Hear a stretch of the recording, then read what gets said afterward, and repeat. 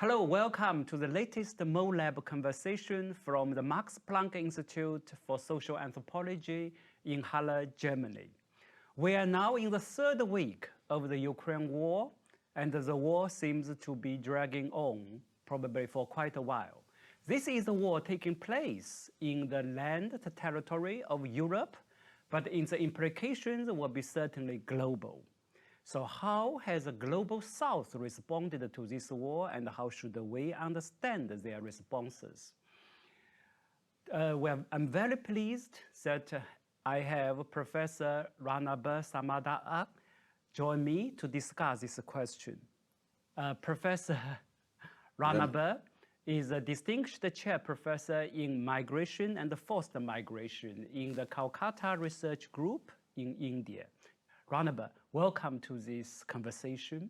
Yeah, as I mentioned, we actually hardly hear voices from the global south about their views on this war. First of all, could you tell us how the Indian public responded to this, and in particular, how the Indian left responded to this war?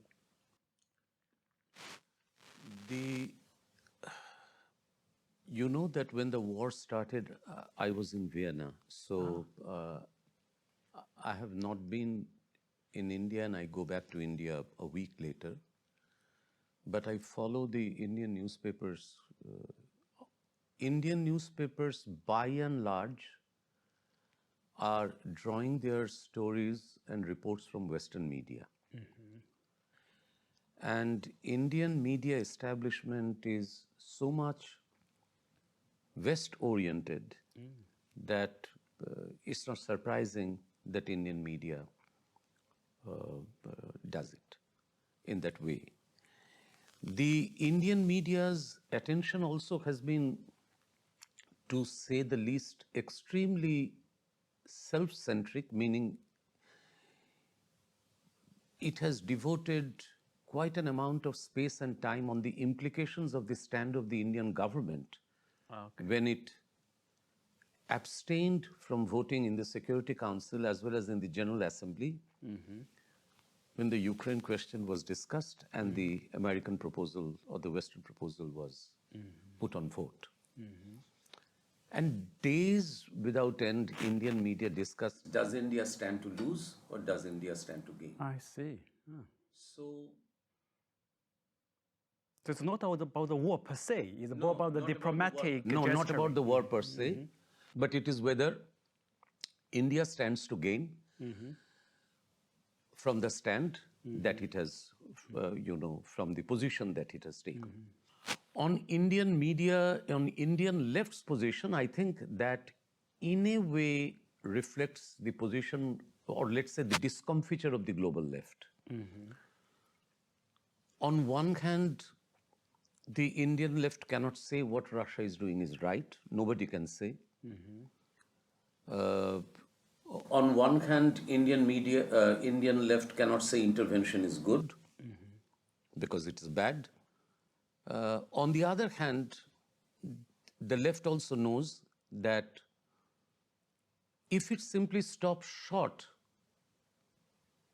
or stops by saying that it is Russian expansionism, then of course it condones what NATO, West, and the continuous militarization of Eastern Europe. The left, therefore, like the global left, is in a state of extreme discomfiture, uncomfort. There is, I think, an appreciation of the way China is handling, in the sense that it is not taking side. And I have read one political weekly of a major Indian left party, which said no to NATO, no to Putin.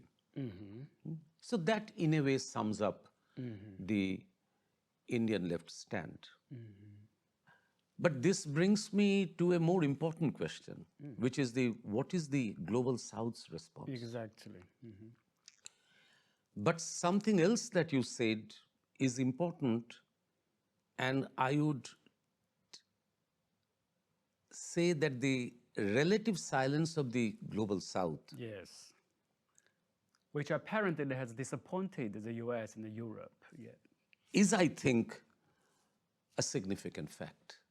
Why is the silence significant? Yeah. Why do I have to take sides? You know, there was a famous saying by Julius Nyerere when he said that when elephants fight, the grasshoppers die. And when the elephants fight, the grasshoppers die. The elephants make love and the grasshoppers die. So we call in Hindi something called Mera Kya Lena Dena, which means what do I have in it? Why do I have to take side? So if the large section of the world says we have nothing to do with this, why should we not welcome it? And why should we not say perfect, that not everything is the world is global, not everything in the world has to be globalized, not everything has to be everything in the world has to be upheld as if this is the beginning and the end of the world. The West doesn't see it that way. There is a quarrel between, let us say, 2 countries of sub-Saharan Africa or 2 countries of Asia. Do they take sides? No. They become the referee. Yes. You know. Yes. So all I'm trying to say, therefore, that there is a new meaning in claiming neutrality. There is a new meaning in invoking the past of the non-aligned movement, let's say of Tito, Nasser and Nehru. Yeah. There is a new meaning even in the Afro-Asian summit of Bandung and others, where Chou En-lai and Nehru, all of them said that we belong to a history that is neither of colonialism nor of others. Ours is an independent history. So if the Global South refuses to be a party to it, I think we should not easily, say it is good or bad. I think we have to ask why it is so, instead of taking a moralist point of it is good or bad. Second is the sanctions. These sanctions, they have made economy a part of warfare. There is UNICEF study of how many thousands of children had become malnourished. How many children died because of ill health, because baby food couldn't reach them, because Iraq and Iran were completely stripped of their assets and couldn't earn anything, couldn't spend the adequate amount of money for their children. Why should not these sanctions be similarly accused of, attacking the common people, the civilians? After all, the target of the attack is the civilian. So to think that the Global South's brain is thick, that the Global South does not understand the politics of sanctions, is to bring back the old colonial way of thinking that we know much better than you people. Also, sanctions are extremely discriminatory. How could America intervene in Afghanistan? One could understand, okay, he wanted to punish Osama bin Laden, but Osama bin Laden was hiding in Pakistan, not in Afghanistan. But in any case, okay, understand. But now, what about the conjured up manufactured charge that Saddam Hussein was manufacturing nuclear weapons, chemical, all those kinds of things. So the history of responsibility and the history of power is an extremely, extremely discriminatory history. And no section of the world is more aware of it than the South. Yes. So I think, and this brings me to the second part of my answer, that to think from the angle of the South means to think from the margins to what is happening, to think critically, to step outside and then see what is happening, to interrogate what is being given to you as the truth. And this is possible only when you are at a marginal situation. Yes. So this is true of any other critical knowledge as it is true of this. So I think there is much to understand from the response of the Global South. And if the Global South thinks of it, quote and unquote, in a selfish way, so is Western Europe thinking of it in a selfish way. So that's a very interesting point. So the South as a method for global rethinking, it is also a very hopeful message that you have given us. If basically Global South now is adopting a weapon of the weak, they try to empty out the global hegemony by refusing to join, to be part of either side. So now I'm thinking, why have the hegemonic power been successful? Of course, during Cold War is kind of easy to understand. You know, the two hegemony superpower can capture smaller state, make them their vassal state, and the group is dependent on them. But after the Cold War, so how has hegemony been successful capturing the Global South? And putting a different way, if we want the Global South to develop more capacity to refuse being part of either of the blocs, what do you think is important to empower the refusal strategy? This is a very important question, and if you allow me, I would say of all the posers that you have said today, this is probably one of the most significant.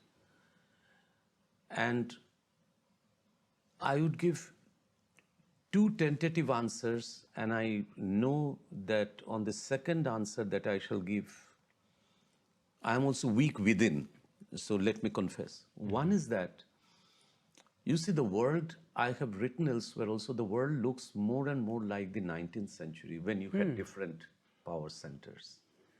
And you had therefore this whole theory or the reality of balance of power.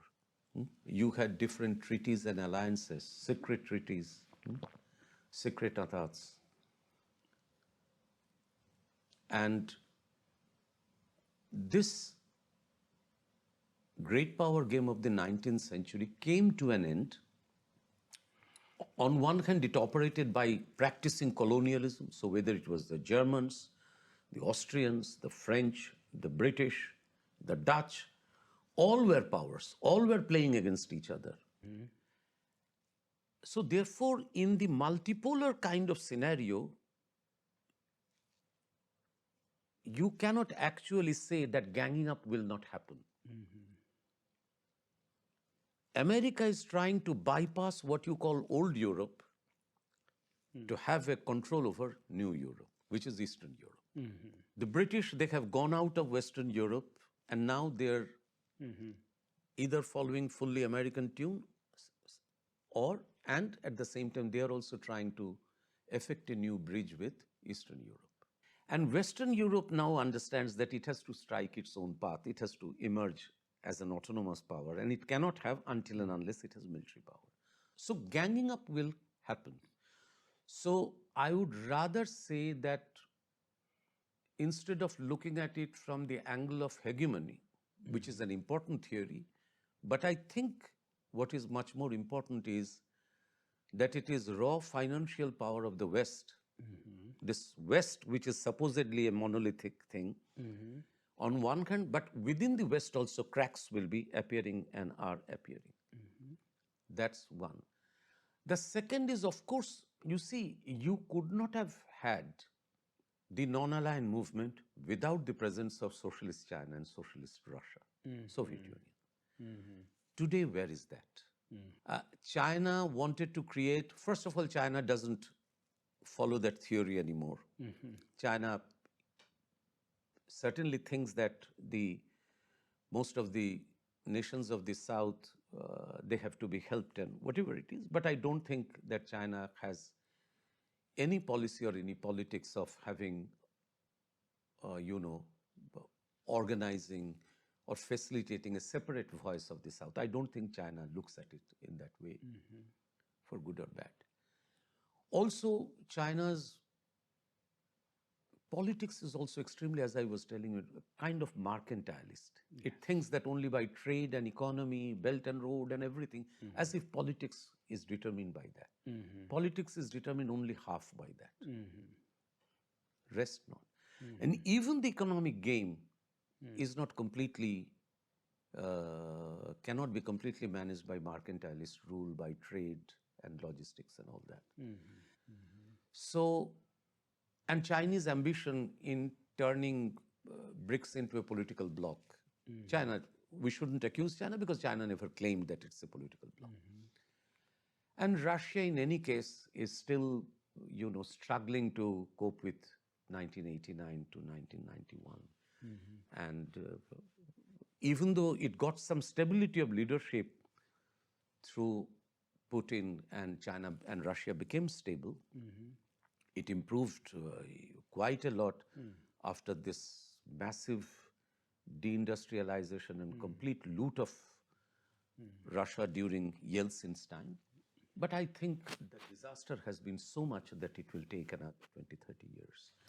And also we have to understand that Russia cannot anymore reenact the Chinese way of development, meaning you can't make Russia the factory of the world anymore. The world has changed. China did it at a time when this strategy was successful. But it will not be. It has to change. So given these facilitating factors are absent, in as much as the East and the West are being remade in the neoliberal time, the South is also being remade. The South is also being remade. So the non-aligned movement that we saw in the earlier epoch, I fear we shall not see it anymore. Because the non-aligned movement is now much more connected with the global North, the global South. Earlier you had a socialist bloc, you had socialist China, you had socialist, that was different. Now this is different. So I think the global South will also have to be reimagined or reconfigured. But interestingly, and I know this is a provocative remark, it is war that will remake the South, not so much economy. These kinds of war will continuously force the South to face some of the questions that it wants to avoid. Whether you call Nehru or Zhou Enlai or Tito or Nasser, they all came out of Second World War. Yes. They were all sons and daughters of decolonization. They were all sons and daughters of long liberation fights against colonialism. That is gone. So today, in the remaking of national economies, how will interest coalesce? How will that united front emerge? Is another agenda as crucial as the things that we are discussing. And in that sense, I do think that the global South, by refusing to play the game of the North, is actually giving a message that how to respond to the war. Because I will close with this, and I do not know, probably we have taken enough time to discuss. You see, the idea of a world war is a very Western concept. The First World War is called World War. Why? It happened only in Europe. It didn't happen elsewhere. Colonies remain colonies. You may say that we call it World War I because it changed the world order. League of Nations came. Second World War, in some way, is a greater war. But again, Second World War are different wars. Precisely at the time when Second World War was taking place, Indian freedom fighters were saying no to British. Yes. We had our 1942 Quit India movement. As you know, Ho Chi Minh in Vietnam wanted to strike out a different path because he knew he had to fight the Japanese. But equally the French. Africans had nothing to do because the British were as colonial as the Germans were. So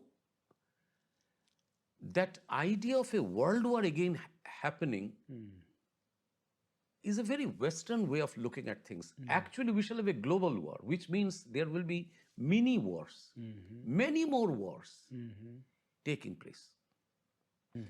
And I think the end to World War legacy is not by saying let us have a general Nobel peace for humanity for 1,000 years, but by precisely dissolving this monolithic concept of war to 1,000 wars that is happening.